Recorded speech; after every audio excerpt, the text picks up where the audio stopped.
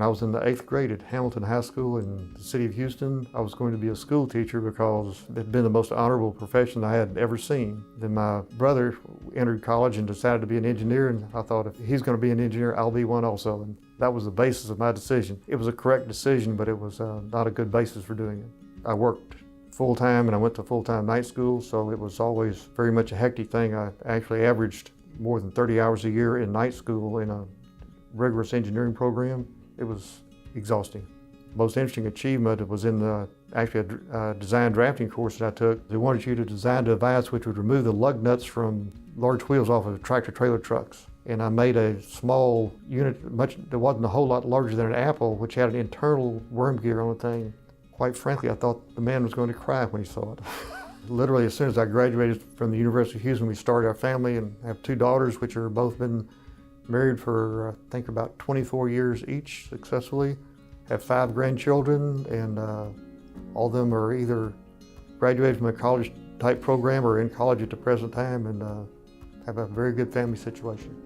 One of the major accomplishments that I accomplished in my life was that my wife and I started a company together, and we built Radol from an idea to being a company which literally dominated the product area that we were in. I sold the company and retired from the company. I've continued a consulting business and have started a manufacturing intellectual property company since then. I work in each of those, and I'm also an adjunct professor at the University of Houston.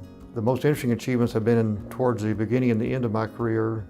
At about 24 years old, we had a drilling choke on an oil well out north of Houston, and it was under blowout conditions, and they called me at about 4 o'clock in the morning. My wife and I actually went out there, and she stayed in the car, but I went up on the rig. Few people ever get to go into a blowout situation and control a well. Towards the end, I'm a member of the National Academy of Engineers, and I was requested to go to Congress and testify before Congress on the safety of offshore drilling.